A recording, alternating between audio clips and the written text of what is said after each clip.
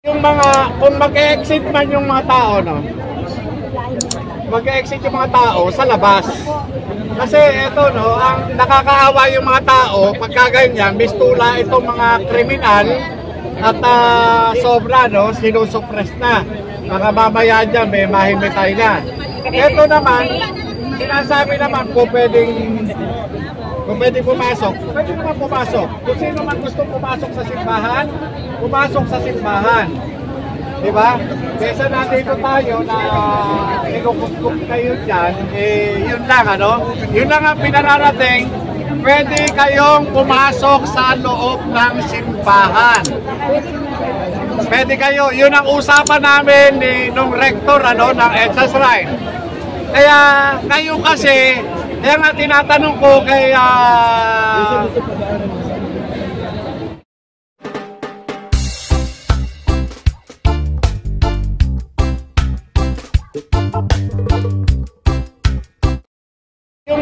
kung mag-exit man yung mga tao, no? Mag-exit yung mga tao sa labas. Kasi ito, no, ang nakakaawa yung mga tao, pagka ganyan, mistula itong mga kriminal at sobra, no, sinusuppress na. Mga mamaya dyan, may mahimitay na. Ito naman, sinasabi naman po pwede pumasok, pwede naman pumasok. Kung sino man gusto pumasok sa simbahan, pumasok sa simbahan. Diba? Kesa nandito tayo na ikukup kayo dyan, yun lang, ano? Yun lang ang pinararating, pwede kayong pumasok sa loob ng simbahan. Pwede kayo, yun ang usapan namin nung rector, ano, ng EDSA Shrine. Kaya kayo kasi, kaya nga tinatanong ko kay dito sa district na legal service ng Quezon City Police District, bakit ganun, ano? Kinukup ng tropa ninyo yung mga tao, may usapan naman na doon sa simbahan. Kaya yung mga tao, no, yung mga tao, makisabihan lang yung mga tao kaysa kayo nandyan, pumasok doon sa may simbahan at yung mag-exit doon kayo sa labas at basta bawal lang yung mga camera. Ha? So yun, nalinaw. Yung mga nandun, yung mga nandun, masabihan, pwede silang magdasal sa loob ng simbahan. Basta dasal. Ha? Basta dasal. Huwag matulog. Huwag matulog. Basta huwag matulog. Ha? Huwag silang, yun lang. Yun lang, yun yung ano. Kaysa ganyan, pwede rin sa kantina dyan, kinukup yung mga tao. Ano na, nakita nyo naman yung ano, di ba? Kasi ito, pagkaan dyan kayo, di ba, maayos, magiging maayos. Kaysa ganito. Pilit lang ako dahil yung mga tao. Ngayon, inapasaya naman Sir, ay si Idol, oh. Oh, Maisog, UK. Gusto nila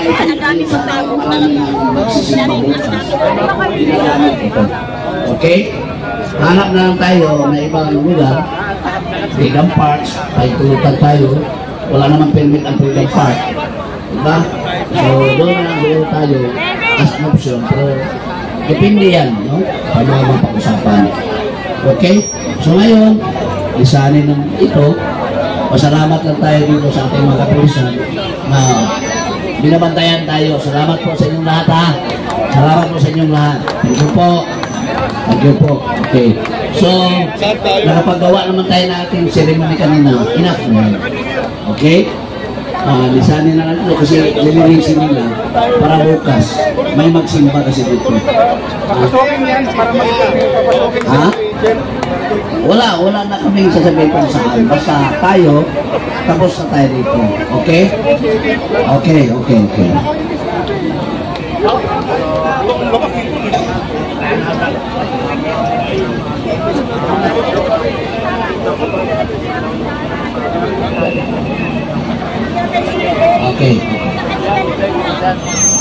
Hello.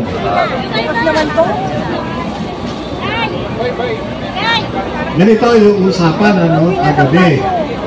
Yung mga gustong pumunta sa simbahan para magdasal, pwede ho kayong magdasal sa loob ng simbahan.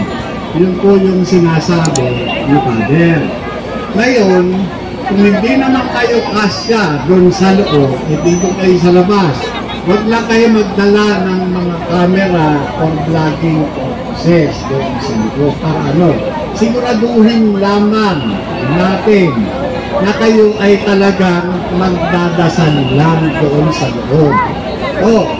At hindi tayo pwede na maging cause ng anumang kaguluhan. Yun po. Kaysa, ganito ho yung nangyayari sa atin na para tayong kinutugtog dito. Doon po, yan po pwede naman ho kayong mag-ano. Kasi ako naiintindihan ko yung inyong pag-aalay ng mga kasal.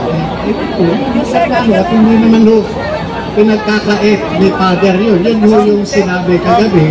Harap naman sila, Sama nyo nga kami mga political. hindi po, yun na po yung sinabi, no? Sa usapan namin, gabi, si Jerry Puslig, at yun po yung usapan. Basta maging maayos lang.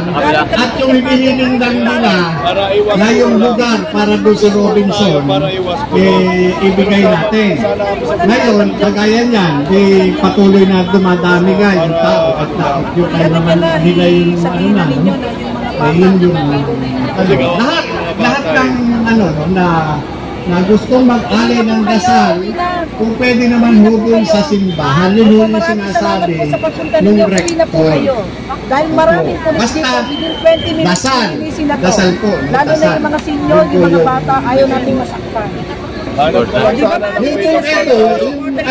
Kasama kayong freedom park na pwede natin pagtunguhan kasi nandito yung mga tao. Wala akong nakasulat sa batas. Bawal mag-prayer meeting. Unang-una, vicinity ito ng simbahan. Kaya si Kristo nga, 40 araw, 40 gabi na nagdadasal.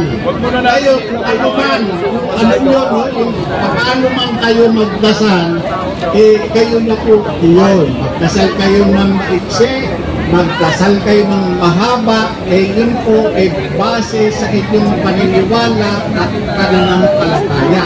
Malinaw po. Malinaw po ba? Sa lahat na nakikinig dyan, na gusto magsimba, narinig nyo ba ako? O yun, kung pwede kayong pumasok sa loob ng simbahan at ito yung sinabi ni Father Jerome kagabi. Kung kayo magsisimba lang, magkaano kayo dito, pwede kayo sa loob ng simbahan. Maliwanag po, kung di kayo kasi sa loob ng simbahan, doon kayo sa labas, magkaintun kayo magdaos ng pagdadasal. Yun po. Okay po ba? Sa akin, walang munang kalasan hanggat walang nakalipasan. Dapat nga ganun, merong area. Walang munang alisan hanggat walang malipatan. Hindi. Ibigay natin ng kapayapaan. Ha? Nagbubunga lang ng kaguluhan yan eh. Hindi, Tol, kasi ang punto natin, Tol, demokrasyang bansa tayo, nandito ang mga yan, ang masahe yan. Tumugon sa panawagan. Nakuha niyo po ba yung logic? Eh, anong gagawin natin? Wala namang organizer dito. Sino ba? Ganito. Kasi, tingnan nyo. Kung gano'n natin rally, pag-usapan Kagaya niya, kasama na natin ang kapulisan. Balakpak! Palakpak! Kasama na natin sila, di ba? Kasama natin sila. Dapat makapag-desisyon ako. Kaya nais ko kung ano man magdasal. Kasi, eto, siyempre sa atin, tayo dito. Ako naiintindihan ko yun.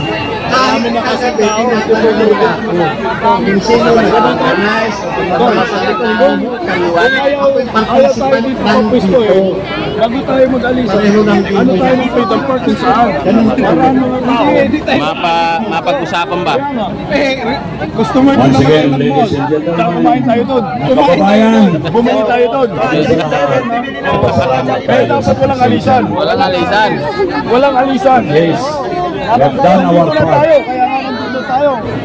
For 5 days, we have been here Nagre-reklamo. Sinasabi niya. in adherence to Dapat walang the alisan. peaceful Sinasabi niya, assembly kaya daw and alis. peaceful Sabi niya, hindi rest daw and alis. Kaya defense rin daw alis. concerns Walang of alisan. Philippines. Maraming salamat. Walang alisan. Walang aalis. Walang aalis. Aalis. Walang aalis. Once again, Walang aalis. make to me and fully explain before our country our desire to have good governance with accountability, respect, and safety to render public service. Walang alisan. Walang alisan. So ayan guys, dumami na dumami yung ating mga kabayan. Tapos bigla tayong papalisin. Huwag tayo alis. Pilipino tayo eh. Masabi na natin, Mga taga ibang bansa, hindi umalis. Hindi tayong passport. gusto ko Hindi tayong passport. mayroon tayo Para nakakain tayo. Huwag tayong umalis. Nagkagot na tayo eh. para wala nang mangyari. Nandito na tayo, aalis pa. Tama ah. So ayan guys, hanggang doon yung pulis. Ayan o.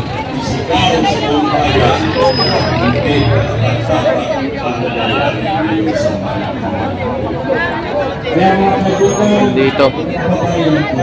Please, let us still behave until such time na we will be Naman kayo, pakitignan paalam Apo. sa mga ko. Pero sinabi kanina, that is a private property. Of course not. By assessment,